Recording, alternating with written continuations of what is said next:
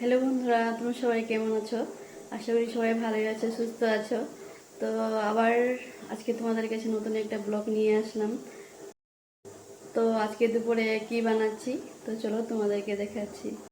তো এদিকে গরম গরম ভাত হয়ে গিয়েছে, আর এদিকে বানাচ্ছি হাঁসের ডিম বানাচ্ছি, কারি বানাবো। তো এটা একটু বয়েল হচ্ছে এখন। আর এদিকে বানাচ্ছি হলো হাঁসের মাংস বানাবো। মাংসটা এখানে ধোয়া হয়ে গিয়েছে। চাল কুমড়ো আর আলু দিয়ে বানাবো। আর এখানে ডিমটা বয়েল হয়ে গেছে, হাঁসের ডিমটা এখন একটু ছুলে নিই। আলু আর চাল কুমড়োটা একটু হলুদ আর লবণ দিয়ে ভেজে নেব। এদিকে দেখো ভাজা হচ্ছে, একটু লাল করে একটু ভেজে নেব। তো এখানে পেঁয়াজটা কুচি কুচি করে কেটে নিয়েছি, টমেটোটাও কেটে নিয়ে এখানে মাংসের মধ্যে মশলা দিয়ে দিয়েছি। তোমরা সবাই তো জানো মশলা কী কী দিতে হয়। তো এখানে দেখো একটু লাল করলে চাল কুমড়ো আর আলুটা ভেজে নিয়েছি। এখানে মাংসের জন্য পেঁয়াজ, তেজপাতা আর এগুলো দিয়েছি, ভাজা হচ্ছে। তো এখানে মাংসটা মাখা হয়ে গিয়েছে, এখন প্রেসারে দিয়ে দেব। তো প্রেসারেতে মাংসটা দিয়ে দিয়েছি, এখন কষানো হচ্ছে। তো এখন একটু ঢেকে দেব, আস্তে আস্তে হবে। এখন একটু লাড়া দিয়ে নিই, নাড়া লেগে যাবে নিচে।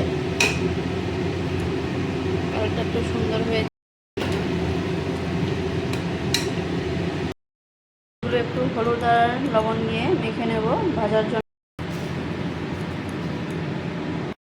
তেলটা গরম হয়ে গিয়েছে, ডিমটা ভাজবো তাই একটু নুন দিয়ে দিচ্ছি, নাহলে ডিমগুলো সলে ফুটে আসবে। দেখো হলুদ নুন দিয়ে মেখা হয়ে গিয়েছে ডিমগুলো, ভাজতে দিয়ে দিচ্ছি। তো ডিমগুলো একটু ভেজে নিচ্ছি লাল করে। সাথে একটু জল দিয়েছি, একটু দিয়েছি, পরে গরম জল করে দেব। তো দেখো ডিমগুলো লাল করে ভাজা হয়ে গিয়েছে, এখন নামিয়ে নেব। মাংসটা দেখো সুন্দর করে কষা হয়ে গিয়েছে, মাংস যত কষাবে তত ভালো হবে খেতে। হয়ে গিয়েছে, লং এলাচি দারচিনি দিয়ে দিচ্ছি, আর একটু তেজপাতা দিয়ে দিচ্ছি। এখন মশলা দিয়ে দিচ্ছি। তো কী কী দিতেই হয় তোমরা সবাই জানো, একটু একটু কম বেশি। এখন একটু মশলাটা ভালো করে কষাবে, যত মশলা কষাবে তত সবজির টেস্ট হবে। তো দেখো মশলাটা কষা হয়ে গিয়েছে, আর একটু হবে। টমেটোটা কেটে রেখেছিলাম, যে টমেটোটা দিয়ে দিচ্ছি। তো দেখো মশলাটা কষা হয়ে গিয়েছে, এখন জল দিয়ে দেব। তো একটু জল দেবো, বেশি দেবো না, কারণ কারি বানাবো তো তাই। তো একটু চিনি দিয়ে দেব, চিনি দিলে একটু ভালো হয় খেতে, তাই। তো এখন চাল কুমড়ো আলুগুলো দিয়ে দেব।